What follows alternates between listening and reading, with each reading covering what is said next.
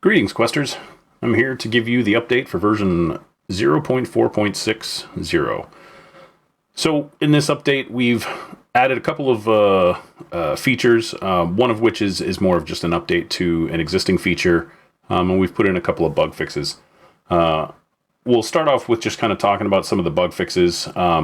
We did some code refactoring to try to help prevent map refreshing and stuff that may have been occurring for people. Tokens that used to slide across the map, the animation that slides it across the map, that bug has been fixed. So now if you save your token again on the map, it will no longer cause it to go back to kind of an original position and slide from there. And then a simple one where if you actually didn't have an active character and you still click the roll button, it would actually crash the app. So that's been taken care of.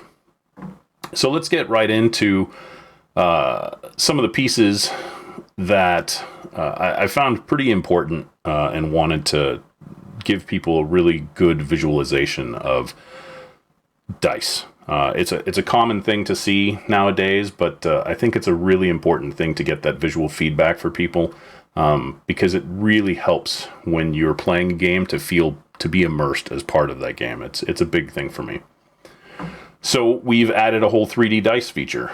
So whenever you roll any dice in the game or in any of the games that you have, whether it's a Fate or whatever game system you're using, it will appropriately have dice faces and that kind of stuff. Any future games that are supported by Questline will also have, special dice and all that kind of stuff included.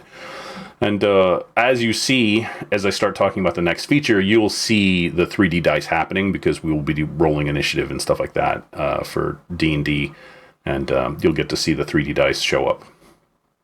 So the next thing I want to talk about is the encounter tracker. The encounter tracker has been around for quite some time, and it's been on my list of things to do, which is to update the visualization of that as well, so that it's much easier to manipulate an active encounter and be able to adjust and make changes and keep track of things like turns and that. So all that has been added as new features. And as I show it, I'll explain some of the details to it. So I'll close the patch notes here, and we'll immediately start off with talking about encounters under the menu here. The encounter menu, I've removed all of the action buttons here except the simple one of activating it. And so when you activate an encounter, it will show up down here in the chat window. So I'll simply activate that, and you'll see it starts off at turn 1, and it simply has this combat started. Now, all players who see this can actually use this new join button, and whoever clicks this, the active character that's picked down here will actually join the combat right there. So most players will just simply be able to hit this plus button, and it'll add them to the encounter, and that's great. Secondarily, a game master can use this call feature. So I've added a new menu over here, so you can click this show menu and it will pop out a menu here.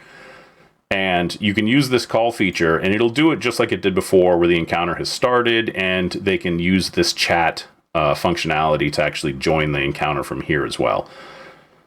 And we'll go through the rest of these menu items to kind of explain what they do. Deactivate will simply do exactly that. It will deactivate it, and it will hide it from everyone. And then you can activate it again to show it. And we'll go back in here. And then when you feel like everybody has joined, you can hit the start button, and that will make the first character in the list the active participant in combat, or the encounter itself. Then you have your next button, your previous button, and then there's this new one here called delete mode. And delete mode is so that if you have any characters that are on the list that you want to remove, you can click that, and then you'll be able to drag them to a trash can and get rid of them. And we'll go into that in a few minutes. So let's use our new join button, and we're going to add our famous character, Elfric on Aldar. We'll simply click this, and now when you click the initiative, it's going to do a simple roll, and you'll see here's the new dice visualization, and you'll see that I rolled a 5, and I have a bonus of +4, and so there's my 9. And so it's pretty easy for me to do that. It shows right up here. The new layout for the encounter tracker is much bigger. It's much easier to read. And so it'll be much easier to manipulate. We'll go ahead and close this menu over here.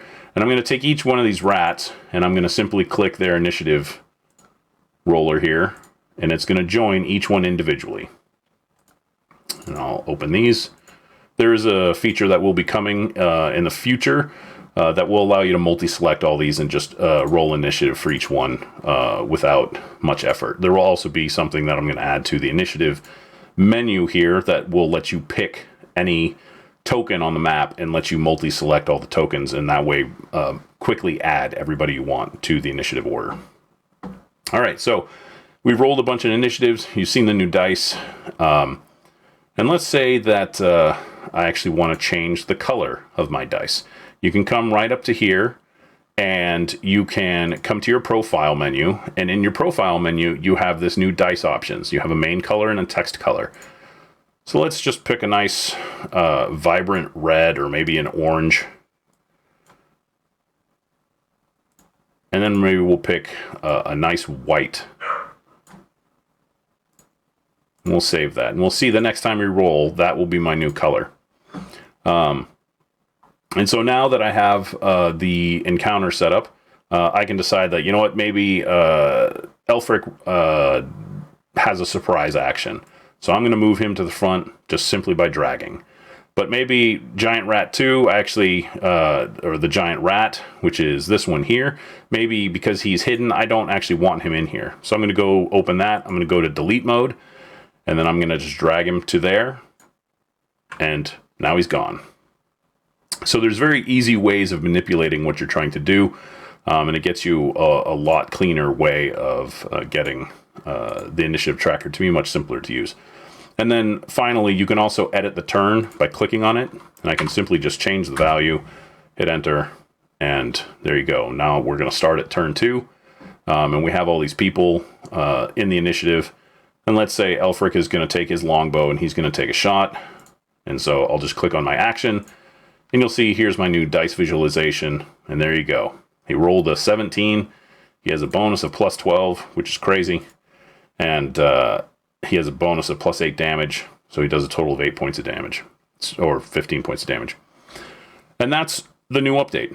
There's a lot of fun parts to this. It makes your life a little easier as a GM to manage your encounters. And then finally, the new dice visualization is a great way for your players to feel more connected to their characters. You can change the colors of your dice. You can manipulate that. And I'll be adding more stuff and more features around the dice as well in the future. But that's it for now. Thanks for stopping by, and keep questing.